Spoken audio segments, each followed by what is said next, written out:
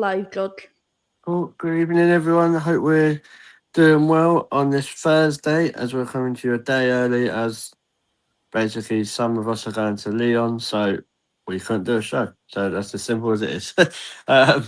But we're going to chat about the 7-star show yesterday against Leicester, and then we'll look forward to the big game against Lyon on Saturday. But I'm going to introduce my guests first.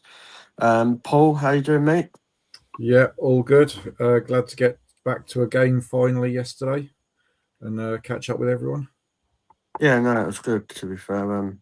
Felt a bit weird, the whole atmosphere around the game, to be honest, but I wasn't worried at all. It's just Leicester, isn't it? It's like they're not really a worry. Their men's team are down. The women's team are probably going down. Like the only thing I remember that's good about Leicester is the sausage roll at the stadium. So, but yeah, then we've got Catherine. How you doing, Catherine? You okay? Yeah, doing good. Wrapping up my work day. Able to kind of relax some before tomorrow and the weekend. Yeah. Sports will always stress you out, folks. Yeah, cool. Yeah, we've got some big games at the weekend. So, and then Laura, how are you doing? I'm stressed out because I'm currently trying to pack, and I'm thinking, do I take shorts? Do I not? Do I take trousers? Do I not? Like, I don't know what the weather's going to be like this weekend in Lyon, so it's stressing me out considering I'm only taking a backpack. So we're not only just a podcast show, we are also a weather report update show. So I've looked at the weather, Laura. It is going to be 24/25 degrees on Saturday with no rain in Lyon. So for people like for you and James in Scotland, that's probably like 60, 70 degrees for us.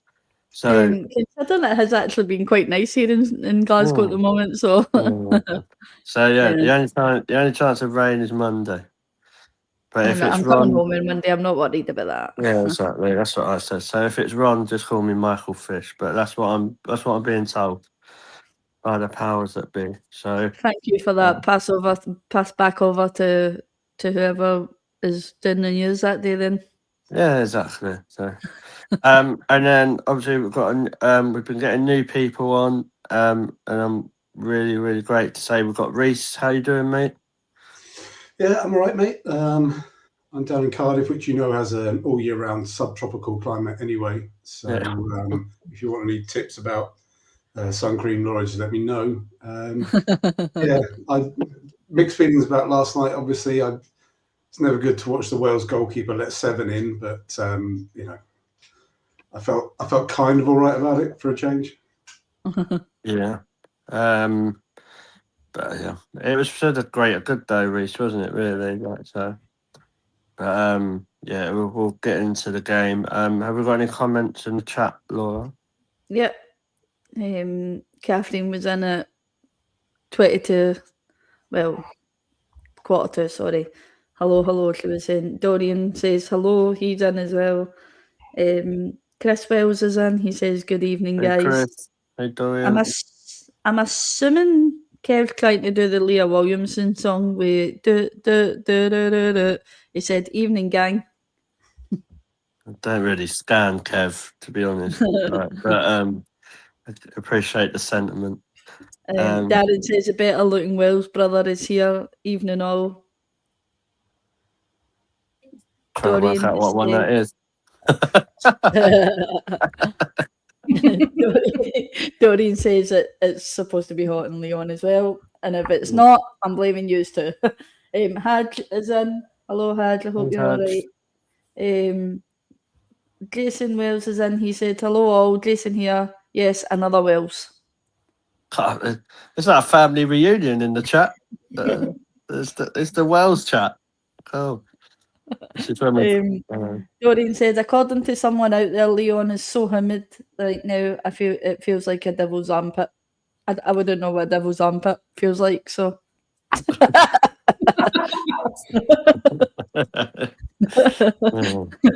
BX is in. He says Super Frida, Super Stina, and Super Smith. Yeah, good player, Steen. Always rated her. Laura, can you say that 10 times faster, please? Yeah, I was like tongue twister that one. Super Frida, Super Stina, and Super Smila. There you go. Cool. And that's it. Cool, nice one. Right, we'll go straight into the Leicester game, obviously. Who do I start with first?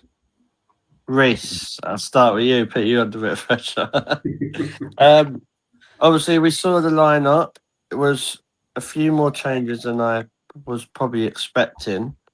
What was your thoughts when you saw that? Obviously, we saw Smealer on the wing, but obviously Taylor got a start. Yeah, what was your thoughts with that? I thought it was a good way to rotate, wasn't it? Yeah, I thought, it was, the whole thing was useful, wasn't it? I know it was a bit of a training game, but we needed two things. We needed some people to get a rest, and they did, and we needed some people to get some confidence.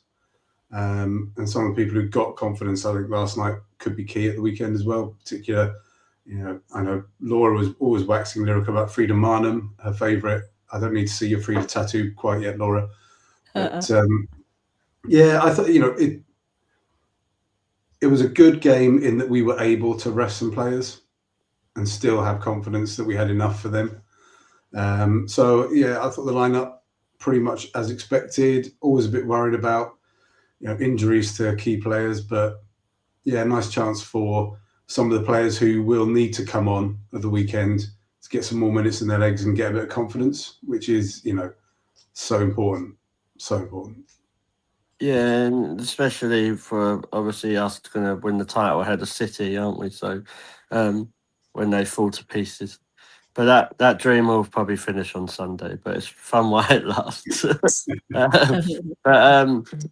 Paul, coming to you, obviously we on the last show it was spoke about obviously Mariona getting a bit of a rest. It was a nice feeling to actually see her being rested for a little while, wasn't it? Like not having to play every single game like her and Russo have in recent times. Do you think it gives people it kind of gave people like Palova and Frida Mornham that chance to probably get that little bit of confidence? Yeah, I mean, there's two or three players that you pretty much see on the team sheet week in, week out. Mariona's obviously one of those, and we all know what an exceptional player she is. But yeah, in games like this, with the number of fixtures we've got coming up, having players like Frida, Vicky P, and those types of people that are able to come in and take some minutes off of people like Mariona, then that's essential. And going into these games, we've got so many, every weekend and midweek for the next sort of 3 weeks. We've got to have everyone sort of at match ready as much as possible. And, even with Mariona coming on for, it was about half an hour, it still keeps her legs sort of going and keeps her match ready, but without the need to put in that effort for the full 90 minutes. I mean, when she came on, the game was already won. The game was already won after 25 minutes because, once we were 1-0 up, they weren't coming back from that. Mm-hmm. But yeah, it was a nice, I think it was a great time to play Leicester, that we could whack in a load of goals. We could get our goal difference up. And, goal difference, it could be essential if we, going into that final game against Liverpool and we've still got a chance of winning the title. Yeah, which is mad if you think from the place where we was a few weeks ago. I think I laughed off some when one of our friends said we could win the league. And I was like, no. It's going to go down to the final day, because even if City win on this weekend with our games in hand, then we can still catch them, and then it could be down to goal difference. So it'll definitely go to the final day unless we drop points somewhere along the line. It wouldn't be written in the stars to see a certain Chloe Kelly win it against a certain Gareth Taylor, would it? So, or Taylor Hines or Olivia Smith get the winning goal at Anfield. Well, I'm sure Arsenal have won the league at Anfield before. So, Laura, coming to you, obviously, we saw Stina Blackstenius playing through the middle. Obviously, she grabbed a couple of goals. I thought she was quite clinical. I thought she had quite a good game. What's your thoughts on her? Yeah, I agree with you there on Stina. I think these last couple of games, Stina has been really pivotal in the Arsenal squad lately, especially since she's obviously become a little bit of a starting 11er, especially with Alessia Russo obviously dropping into the number 10. And I think the more we see Stina, the more better she gets. I know obviously she still needs to learn the offside rule, but I think in terms of the link up between Russo and Stina, we've managed to find that. But obviously, we struggled to find that for a very long time in terms of how do we have those two on the pitch at the same time. So I think it would be interesting. Obviously, like last night we did see obviously Stina playing without Alessia Russo, but let's face it, as you says, it's Leicester. You'd expect it, and I put it in the group chat jokingly last night. If these players can't go out and put a performance up against Leicester, then clear as heck they're out the door in the summer, because I think the players that we had up against Leicester last night, well, they got the job done. But if they were going to go out and make it hard for themselves, then it shouldn't have been Leicester they should have done it against. But in terms of Stina and Russo, it would be interesting to see if that type of performance would happen in a bigger game, just to see if it is the link up between her and Alessia Russo that does kind of make her work better. I think that's the whole point of it this season, that link up has managed to be found, and it's come at the right time, I think, for Arsenal as well. Right time and in good time as well. Yeah, I know Darren's probably throwing his hands up in the air because he, like you said, she's always been pivotal. But Laura, just carrying on that, I just think this season especially, Stina Blackstenius has changed an aspect of her game as well, hasn't she? Like, she's been able to hold the ball up a lot better, which obviously brings players like Leslie Russo, Mariona, and the wingers into the game more from an attacking point of view. Would you agree with that, or do you think maybe we just haven't noticed what Stina does, or do you think she has actually changed this season? Yeah, I touched on a little bit last night, didn't I, Catherine, that we were noticing that Stina was pulling out to obviously the wing a little bit. At one point I noticed her and Olivia Smith were swapping in and out. So maybe it was just a fresh idea for Stina to give her something else to maybe focus on in the game rather than just being that runner in behind defenders. We've always touched on it with Stina that if you give her too much time to think, it doesn't go right for her. But give her a few other things to maybe think about on the pitch, and we're seeing the better of her. So I think, as I say, it has been a long time to try and figure out what suits Stina the best. And yeah, I do agree. I think we have really seen better from her. I think in terms of, I've always said that Stina's control of the ball wasn't very good, but this season, as you said, we are really noticing that she can control a game better.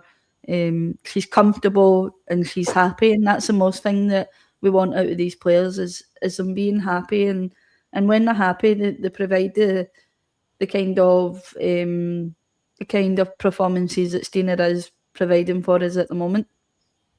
Yeah, cool. Then Catherine, obviously we'll chat about Freedom Morning, because obviously she's been a debate for a lot of us, for a lot of shows in the past. What was your opinion on her in the game? Obviously she did score, she set up a couple of goals, so she was quite effective from an attacking point of view in that sense. I know Biet's kind of said she's reliable. I don't know if I kind of agree to that, but I think obviously I'm saying nothing. I am we're saying nothing. all entitled to our opinion, you know what I mean? But I don't think she's reliable because I think she goes missing too much. But we're judging it on yesterday's game. Probably one of her better games, would you say, this season? Probably her best game this season.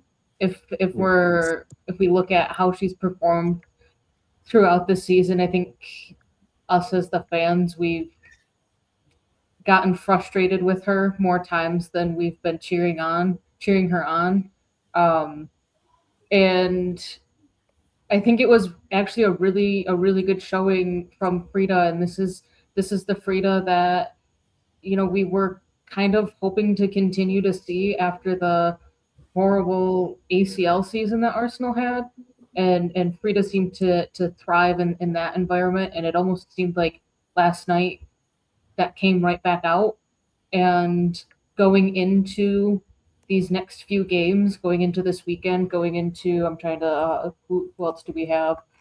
Going into even the Brighton game. I mean, those are our next two games, Lyon and Brighton. I think this game and having Frida put out the performance that she did, I think that has given her a lot more confidence than she had at say in January or February. Yeah. And so I'm optimistic that it will continue on at least in the Brighton game. I know that we rotated heavily for this game, but I think we will be going back to more of the starting 11 that we had on Sunday, which Frida was not a part of, I believe. I'd have to double check that, but I don't think no, she wasn't. She did come on though. She did come on. Yeah. So I think if we were to be replicating the Sunday game into Saturday, and Frida were to be coming on at the same point in time that she did on Sunday, I think getting the 2 assists, getting the creation, and as well as getting the goal, which seemed to very much surprise her as well as all of us fans, that I think it will be a little bit more dangerous than what it was on Sunday. So hopeful that this game has given her the confidence that she needed to say, like, yes, I can provide creativeness in the midfield and everything. So yeah, it's just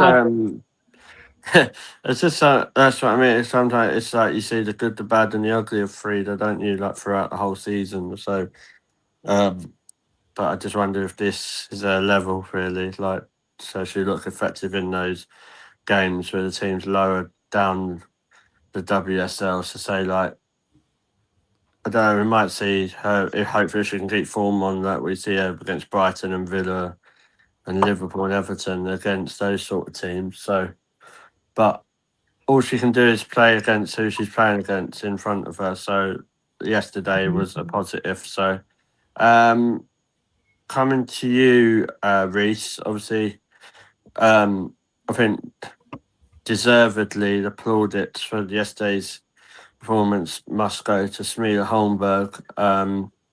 She's been very, very impressive since we signed her, hasn't she? I feel like wherever she plays, she's done a great job.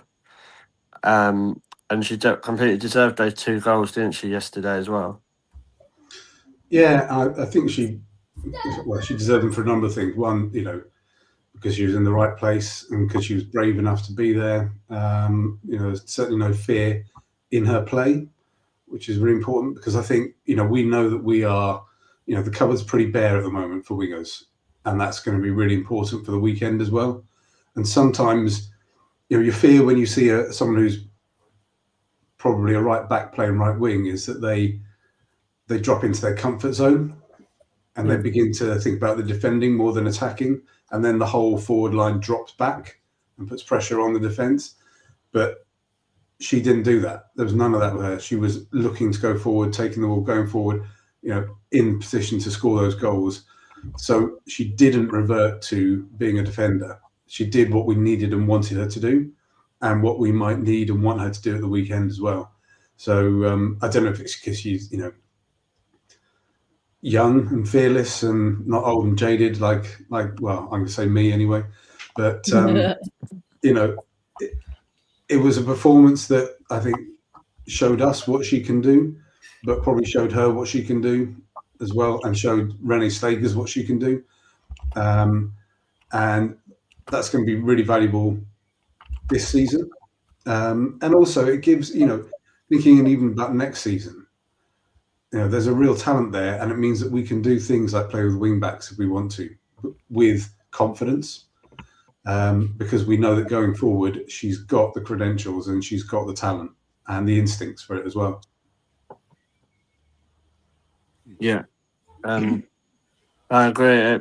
I think wherever she plays, I think it's a delight to have someone who can give you so much flexibility as well. So she can play at right back, she can play on the right wing, it looks like. But she's so attack minded, which is what we want. Like you say, Reece, you can play with the wing back situation, or you could just put her in. Like we're all saying in the summer, if obviously it looks like we potentially could be losing people like Beth Mead, and we don't know what's happening with Caitlin Ford. We could go out and just buy a top winger. We might not need to, because Smeela can, with that flexibility, she could probably take that other winger's slot. And that was something that I don't think many people probably would have thought of until yesterday. So, Paul, obviously chatting about Smeela, what was your thoughts on her? Is it something that you, like what Reece said, you can see the flexibility with both of them, with her playing in both positions throughout the season? Or do you think it could be something that you could see her move forward, but obviously if she needed to slot in at right back, she could? This is something I said a few weeks ago, that Renee seems to be building a squad of flexible players, and like it's a bit like the Olivia Smith playing as the number 9 against Man City. Smeela playing on the right wing, but can also play at right back, just gives that flexibility to Renee to play her where she needs to play her. And even partway through a game, if she's playing at right back and with Emily Fox on the bench, and suddenly something happens to one of our wingers and we haven't got that backup on the bench, she can bring Emily Fox on and move Smeela forwards. So I just feel that Renee's specifically going out and looking at these players and saying, right, you're not just going to fit into that one position. I need you to fill in 2, maybe 3 positions and be a little bit more flexible. I think that could be the key for next season with us, is having these players where she can adapt the game if things aren't going our way, without making masses of substitutions and things. And a player like Smeela is absolutely perfect for that, down on that right hand side. Yeah, because the problem is, you make loads of subs, it predominantly most of the time it just disrupts the flow of the play. Whereas if you can move like your tactics around in certain players from positions, it can kind of work as a bit of a surprise element, couldn't it, to the team you're playing against? Yeah, I mean, it was, you go back to that Olivia Smith playing up front against Man City, they were not expecting that at all. And that worked completely in our favour, and she got the goal. So when they can do things like that and just instantly, right, this isn't working, how can we change it on the pitch without bringing anyone else on? Right, let's just swap X, Y, and Z around, and it could throw the opposition completely, especially if they're doing person-to-person marking on it as well. It could drag players, defenders out of position and open up some gaps for us. Yeah.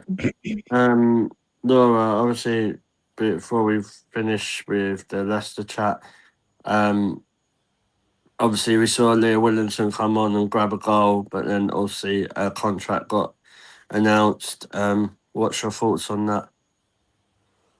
Yeah, I know it seems lately that everybody's just in on Leah, obviously due to her injury. And of course, I've made a joke today and kind of annoyed Doreen a little bit, but I'm happy for Leah to stay at Arsenal. Obviously, we kind of knew, especially with that tattoo recently, that she wasn't going anywhere.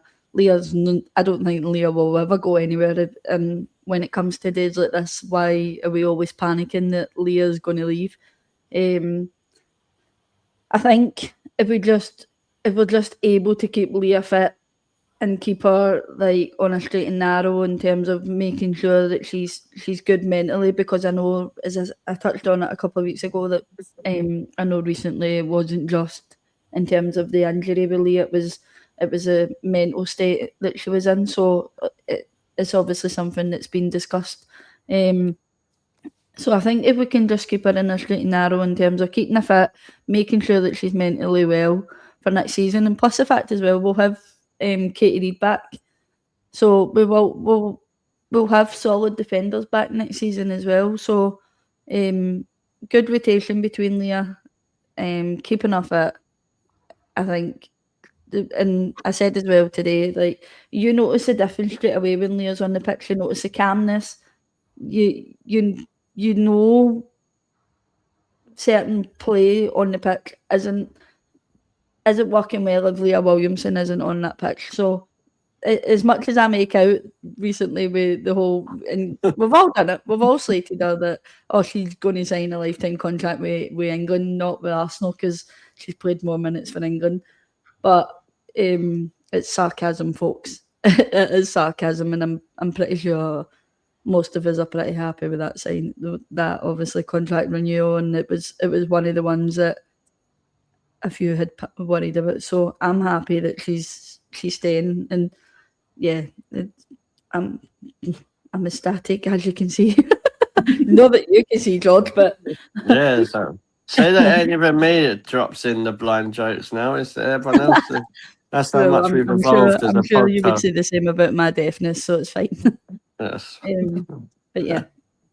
No, Darren, I do agree. Like, obviously, the draws early in the season are what punishing us, and that's why we aren't top of the league. But all I'm telling you, just watch a certain Georgia Stanway, and you might have your prayers might be answered.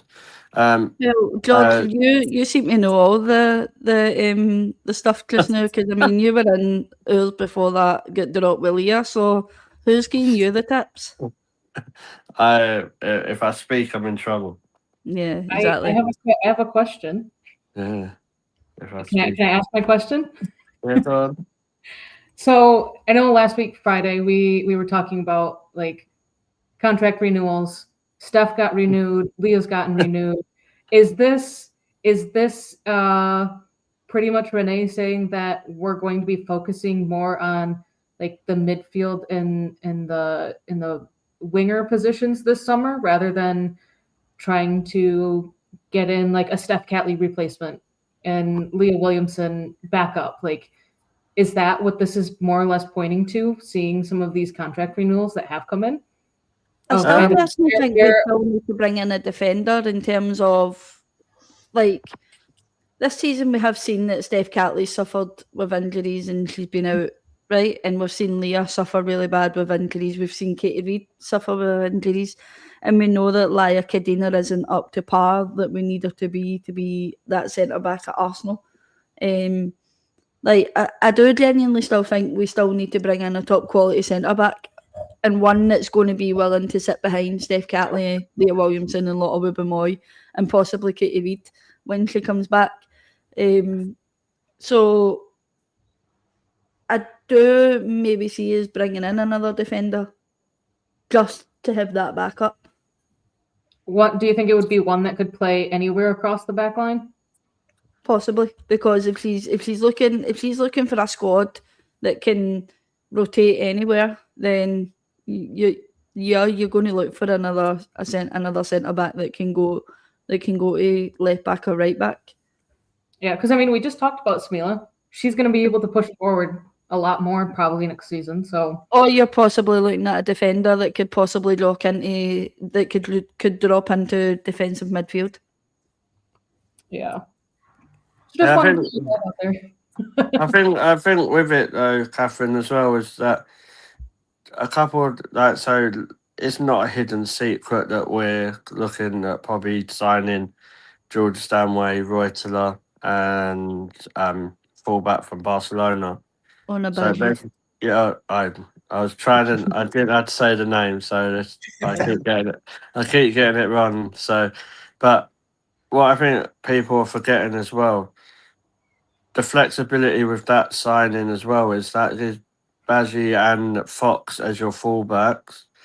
That would allow you to even play Taylor Hines one time if you wanted to at left back, and then you have the other like you're both your right back sorted, which allows Schmiele to go forward. But or you can also see them both playing at full back. I think the options are there. I think when it comes to a centre half, it's a difficult one because of Katie Reid. That's why I think if they are going to sign a centre half, it'll be in January. Because if they think Katie Reid's not ready, then like obviously coming back from her injury, then they might look to try and buy someone. I think the midfield kind of problems are sorted, like or a majority of them are sorted with Reuteler and Stanway. Because you think if you've got Reuteler, Stanway, Kim, Mariona, Russo will probably still play the 10 with Steiner signing a new deal. Obviously, we don't know what's happening with Kyra, but obviously, personal stuff is more important than a game of football, like I keep saying. Palova, I think, is leaving. That's not a spoiler, by the way. That's just what I think. So, and everywhere, all the top journalists keep saying that we're going to buy 6 players.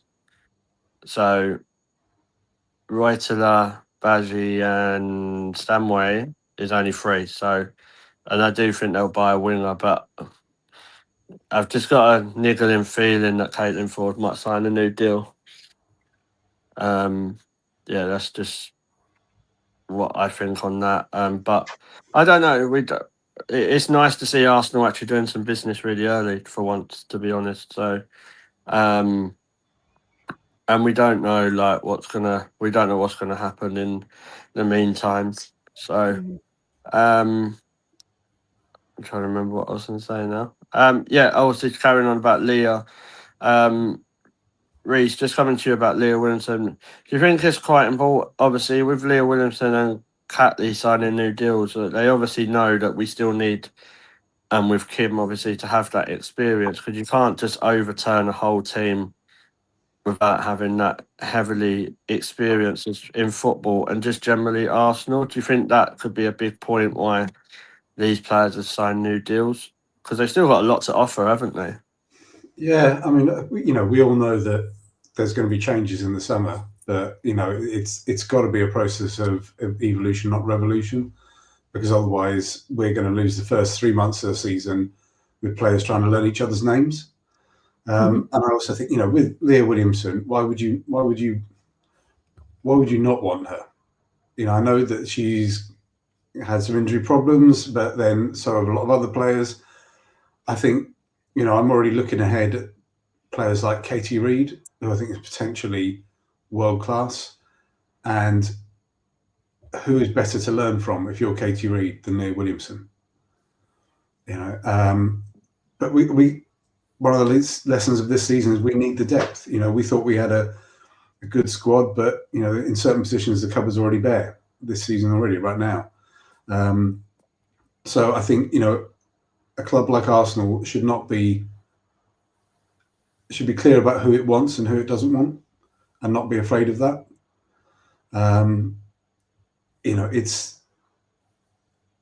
It's the kind of business where I'm afraid some people do. You just have to move on from them, and I think other clubs have probably been more ruthless in that than we have, and probably benefited from that ruthlessness. But certainly, I think I'm so pleased to see her stay. I think she's got lots to offer as a player, but I think she's got lots to offer as a leader as well. Yeah. And you want that in some of the games that we played. We've been looking around thinking, who are the leaders here? Who's dragging this up? Particularly when someone like Kim Little's injured, who's dragging this team up and setting the standards? Well, it's players like Leah Williamson. No, I agree with that. And I think when you look at it, I think Jamal said in the chat, you obviously got Leah and Katie Reid one side and Steph and Lotta the other. You would probably think but the other option is Kadena, which, bless her, it's not her fault, but she's not the fastest player in the world. But yeah, so that's like you said, mate. You obviously got to have that. You got to have massive strength and depth, I think, to win the WSL. Like, look at Man City's strength and depth. They had a few injuries, and look how poor they was. Let's be honest.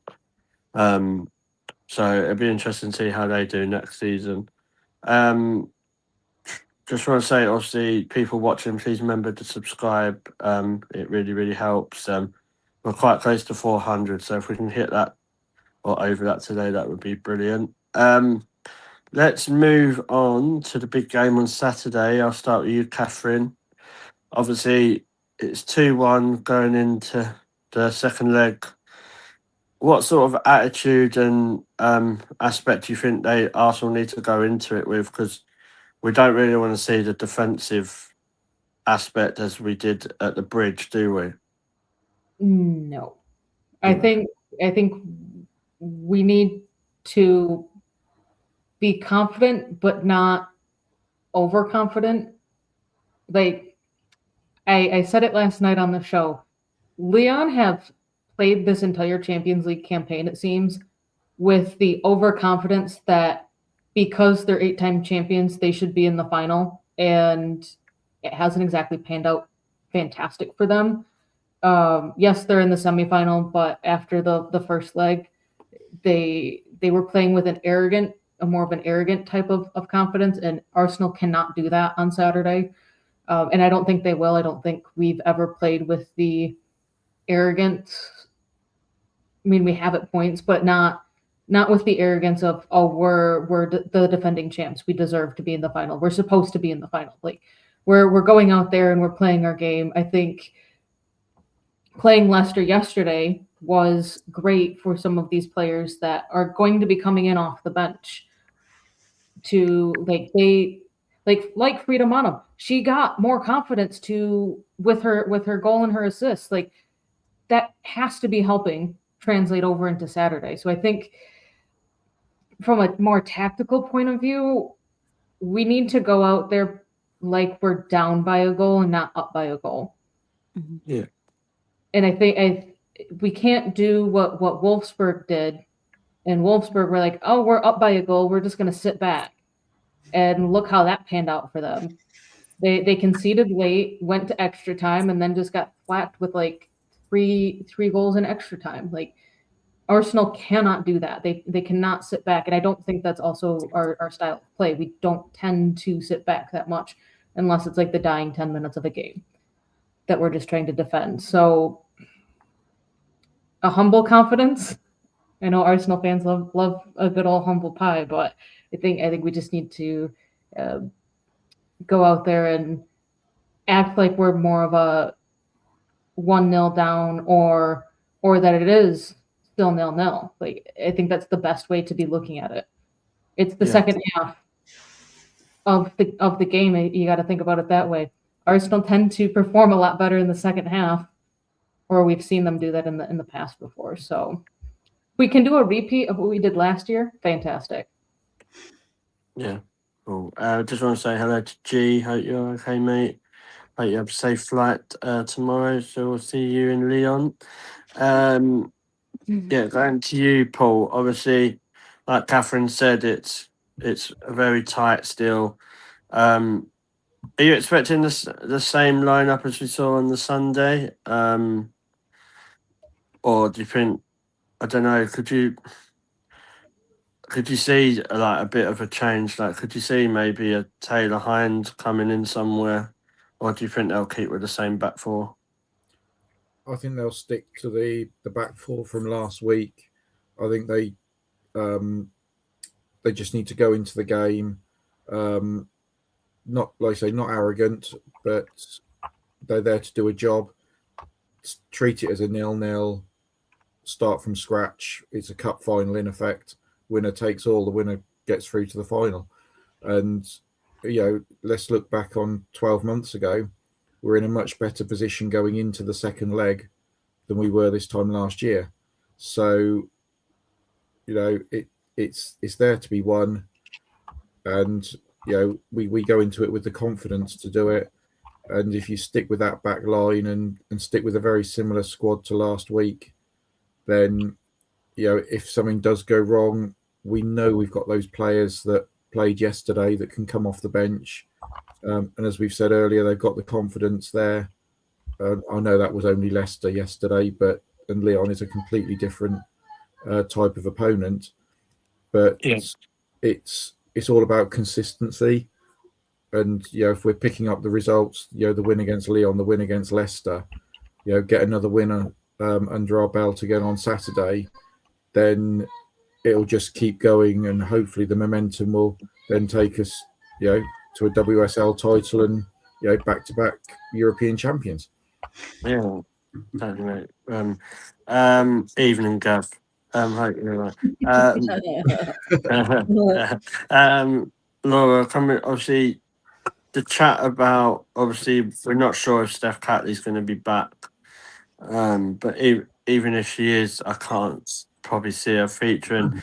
But do you think, obviously, we see Leah and Lotta, obviously, if Steph's not back. But what do you think they'll do if Steph was available? Do you think they would bring her straight back in? Because then I think that's a bit unfair on probably Lotta, or because they probably wouldn't drop Leah, would they? Definitely not. I wouldn't risk her. I would be doing the same as what we've done with Leah, easing her back in, giving her that time to obviously get herself back up to par again. I think Lyon may come a little bit too soon for Steph. I think we'll find out tomorrow, and obviously the press conference when Winnie does it. But or Saturdays. Well, no, not actually Saturday because we'll be at the game. I'm thinking Sunday.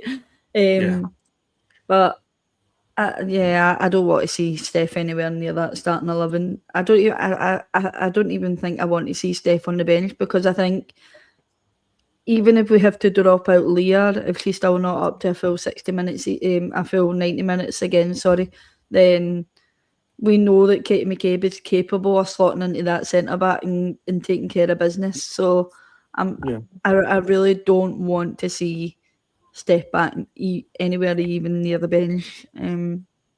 So it'll be interesting to see if she flies with the team, obviously the way Laia Kadina did last year to Lyon, just to kind of give the team support, because we know Steph is also one of those ones as well that I know she's not in the leadership group, but she is still a leader, and I think having everyone there to back the girls on Saturday will be a nice feeling for them if it does go their way. So even then, I think I still think it's too soon. And as you touched on a little bit there, George, I don't think it would be fair on Leah or Lotta to drop them, considering the way we set up in the second half last week. Yeah, I just think, obviously, when it comes to it, I don't think she's probably is going to be fit enough to play at all anyway. So, but like you say, we'll wait and see what she. Because there's no point rushing her back if she is back, if she's like, say, like 50-60% fit is there. So, Definitely.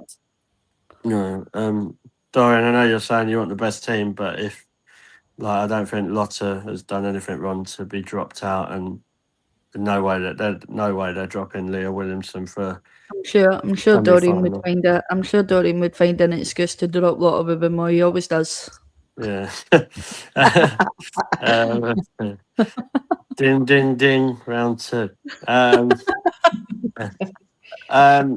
Reece, coming to you. Obviously, we are I think we're all in agreement. We're probably going to see a similar team to we saw on Sunday, and hopefully Livy Smith's all right after that knock that she got yesterday, which ain't a surprise because she gets battered left, right, and centre, doesn't she? But who are you starting in your front three? Really, is it obviously we're looking at Smith, Steiner, but then it's the other side that I'm not so sure about.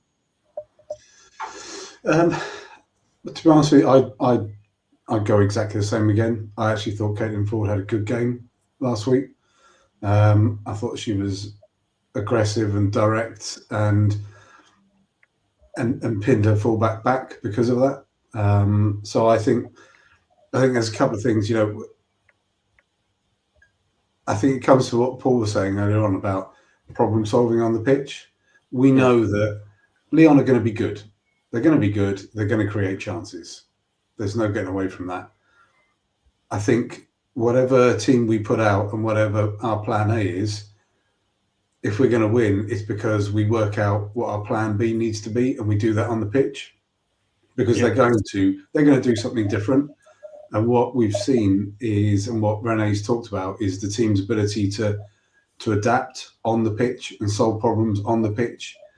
And if we can do that, the team that does that best on the day is going to be the team that wins this, because they're two good teams and they're going to make chances. And it's how do we stop them, but also create our own. And that's going to be about how we react to what they're doing on the pitch and how we shut it down. And we saw a bit of that on Sunday. The fact that we were finding space in that second half and finding space really well, and working out that some of their midfield weren't running back. So when we drove, they didn't come with us. I think it's almost not about who we pick. It's about what they do in reaction to what Lyon try and do on the day. And I think we had shown that we're good at that. We're good at solving those problems. We're good at adapting. We're good at understanding what needs to be done in game.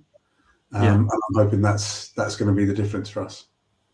As I was saying as well, I don't think there's much that separates the two sides. Because if you actually look, I know they beat us at Meadow Park, but everyone knows my attitude on Meadow Park. But when you look how we played at the Emirates, and I don't think there's a huge amount that separates those teams. Like Lyon had their game, we've had ours. So it's kind of like from this season, it's kind of like a fight, like a best of three, isn't it, sort of thing. But I think it's going to be interesting, and obviously I'm assuming people like De Mornay are going to be back. So definitely got to watch players like that. Going to go around, get your predictions. I'll start with you first, Catherine. Of course you are. Yeah. I'm going to go 3-1 to Arsenal. 5-2 on aggregate. Nice. Right, for that.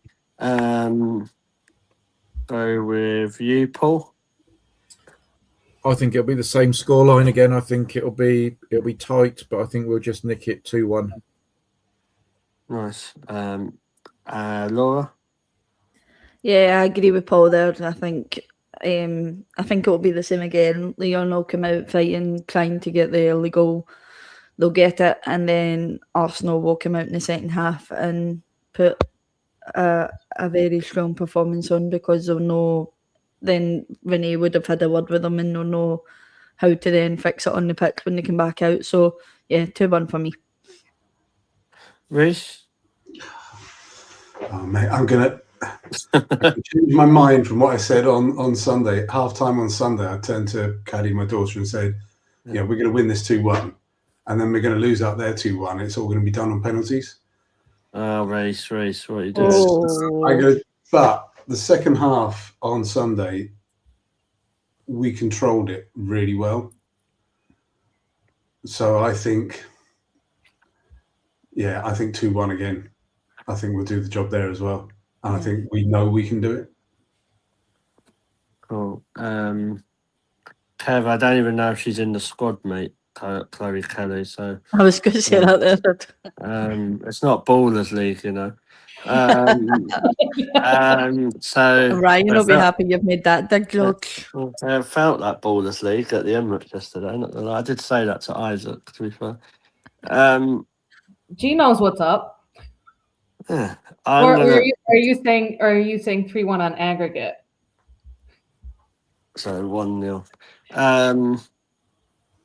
I think there's going to be quite a few goals. Yeah, let's go for it. I'm going to go 4-2 to Arsenal. But I think it'll be 2-2 for ages, and then we'll just they'll be pushing with them on the break. And then everyone will be panicking because they've seen this 800 quid a night in Oslo. Yeah, let's go. We'll have to do a podcast, I don't know, like bus or ferry or something, or all shit. And there'll be about 25 of us all sharing in one. So what could go wrong? So yeah, I'm gonna go for that really.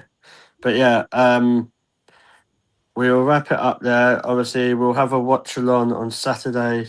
Luckily, thank you, Ryan. Ryan will be doing that for us on the channels. Catherine, I'm assuming you'll be on that. Yep, I'll be Yeah. there. So it's a little bit cheaper for me to just do a watch along with Brian than to try and go out to a game. Yeah. You're turning into Kev, you are, Catherine. I can't fight across the ocean now, sir. Thank you very much. If we make it on the podcast, like we start getting all super chats and stuff, we'll make sure we do a GoFundMe for Catherine. So there'll be a watching on Saturday. There'll probably be a show on Monday, but I can't promise what state we'll be in. But we'll be there. But there'll also be some content because obviously me and Laura are both going out to Lyon, so we're going to do some stuff for the podcast. You might see us. You might see George a bit worse for wear, but that's not the strangest thing on a match day. So yeah, obviously thank you to all the people in the chat. Really, really appreciate it. Like the channel has absolutely blown up in a good way the last few months, so we really, really appreciate it. And we've got so much more exciting stuff to do. But now we've got Reese on, we're going to have to do a Gooner Stories with Reese. I ain't told him about that till just now. So, so yeah. So we've got don't you think you're missing that hot seat, George? You're going on it soon as well. I keep forgetting I haven't actually done it. So you're going on the hot seat soon as well, boy. Don't you dare miss that. So I'll be on it. Laura will sort that out as well. So we've got a busy summer. Obviously, after we're WSL champions and Champions League again. Evening, Gav. Yeah, exactly. So just want to say thank you to my guests. Reese, been brilliant, mate. Well done on the debut. Hopefully you'll come back on. Thank you. Loved it. Enjoyed it. Thanks. Got to thank your kids for that one, though. Yeah. I just hope they're not watching. Well, if they are, they need to subscribe. Paul, brilliant as always. It was good to see you yesterday as well. Yeah, it was good to catch up with people. It's just a shame I can't get to the next few games. No, so it's all right. We know Esme's got the red hair dye waiting. Yeah, so it's all ready for you. And then Catherine, thank you, brilliant as always. Oh, thanks for having me. Always love a good waffle. Yeah, that's why we all support Arsenal. But yeah, and then Laura, thank you for everything you do. Like you say, where would I be without you? I wouldn't. So as simple as that. We wouldn't. The shows and all that wouldn't happen without you. So thank you. You need to stop sucking up. I don't need to. Just remember me in 5 years when I'm on like TNT or something. Yeah, you just remember me when you're on that, right? You remember who did all your thumbnails and who set up all your shows and. Yeah, I'll say thanks to Jonesy. It's fine.